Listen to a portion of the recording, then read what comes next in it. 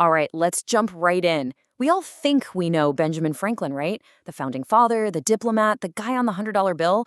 But what if I told you that for most of his life, that's not what he was famous for? Today, we're going to meet the man his contemporaries knew, Benjamin Franklin, the scientific superstar. I love this quote from the historian Carl Van Doren. He called Franklin a harmonious human multitude. I mean, what a perfect way to put it. It gets at the sheer scope of the man. He wasn't just one thing. He was a writer, an inventor, a statesman, a philosopher, all rolled into one incredible person. Yeah, that's the picture most of us have in our heads, isn't it? The wise old guy with the glasses signing the Declaration of Independence. But here's the kicker, the really fascinating part. All that political stuff, that was actually the last chapter of his life. It's not where his story begins. So let's pull back the curtain and meet the Franklin you probably don't know, the one whose reputation was forged not in the halls of government, but in a laboratory. Seriously, I am not exaggerating. Before he was an American revolutionary, Benjamin Franklin was a global celebrity, famous across Europe as one of the greatest scientific minds of his time. They called them natural philosophers back then, and he was at the absolute top of his game. And you don't have to take my word for it. Look at this. This is his actual certificate of election to the Royal Society in London. We're talking about the most prestigious, most elite scientific group on the planet. And get this, look at the date, 1756. That's a full 20 years before the Declaration of Independence. His scientific fame was already rock solid. The certificate itself says he was chosen because he had, and I'm quoting here, very eminently distinguished himself by various discoveries in natural philosophy. This wasn't some honorary degree, you know. This was the real deal, a recognition of absolutely groundbreaking work. So what exactly was that work?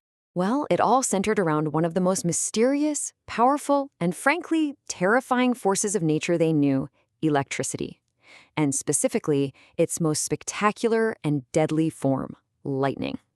You see, Franklin didn't just dabble in electricity. He completely changed how we understand and even talk about it. Before him, the thinking was that electricity was two different fluids, but Franklin had this breakthrough idea. What if it's just one fluid? He said an excess of it is positive and a lack of it is negative. Just stop and think about that for a second. The words positive and negative charge that we use every single day, they come directly from Ben Franklin. And this new theory led him to ask a really bold, almost crazy question. He's in his lab making these little sparks jump from a glass tube, and then he looks out the window at a massive thunderstorm, and he wonders, wait a minute, are those two things the same? I mean, how could you possibly prove that the awesome, destructive power of lightning was the same stuff as a tiny little spark? Well, his plan was as clever as it was dangerous. He came up with an experiment that would go down in history, the thing that would truly make him a legend. Okay, so these are his actual instructions. And what's so cool is that this wasn't some crazy, reckless stunt. It was a really carefully thought out experiment. First, you make a kite out of silk so the rain doesn't destroy it. You attach a sharp wire at the top to attract what he called electric fire. Then you fly it with regular twine, but, and this is key, you tie a silk ribbon to your end of the string. That silk is your insulator. You fasten a metal key right where the twine and the silk meet. Finally, and this is the most important part, you stand undercover, like in a shed or doorway, to keep that silk ribbon nice and dry. Then you just bring your knuckle close to the key and see if you can draw a spark. The goal was to collect the ambient charge, not to get hit by a lightning bolt. And it worked. It worked perfectly. He brought his knuckle to the key and, zap, a spark jumped.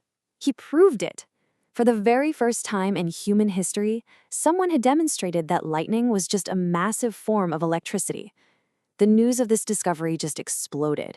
It spread like wildfire and made Benjamin Franklin an international celebrity overnight. So this is where we need to clear up that famous myth. You know, the one you see in all the cartoons. Franklin was not standing out in the middle of a field while a giant bolt of lightning zapped his kite. The reality was way smarter and way safer. He was undercover, and the kite was just pulling in the static electricity from the storm clouds. A direct strike would have, well, it would have been the end of him. He was a brilliant scientist, not a daredevil. But Franklin was no one-hit wonder. After he basically tamed lightning, his incredibly curious mind just kept going. He started applying that same scientific, problem-solving approach to all sorts of other challenges, big and small.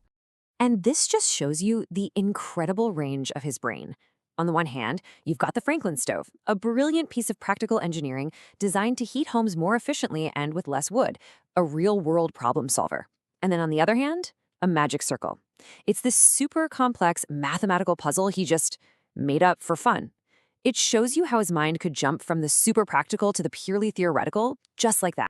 I mean, the list of his other contributions is just mind-blowing. Got tired of switching glasses to read up close and see far away? Bam, he invents bifocals. His brother was suffering from kidney stones. He invents the first flexible urinary catheter to make him more comfortable. Wanted mail to get from Europe to America faster? He charts the Gulf Stream. He studied meteorology. He studied how oil could calm waves. The guy's curiosity was just relentless, a true polymath. But here's what might be the most amazing part of all. He could have been fabulously wealthy from all these inventions, but he never patented a single one. Not one. He firmly believed that if you came up with something that could help people, you should just give it to the world freely for everyone's benefit. And it's that philosophy, that dedication to the public good, combined with his rockstar scientific fame, that would become his secret weapon. His superpower, really, when he took on the biggest mission of his entire life. Okay, picture it. 1776. The American colonies are in a desperate war against the British Empire, the biggest superpower on the planet. They have one shot, one hope for survival, getting France to join their side. And who do they send to pull off this impossible mission? A 70-year-old Ben Franklin. So what was his secret weapon in Paris? It wasn't just his political savvy. A French nobleman at the time, the Marquis de Condorcet, wrote that it was Franklin's scientific reputation that gave him this profound and lasting influence on public opinion.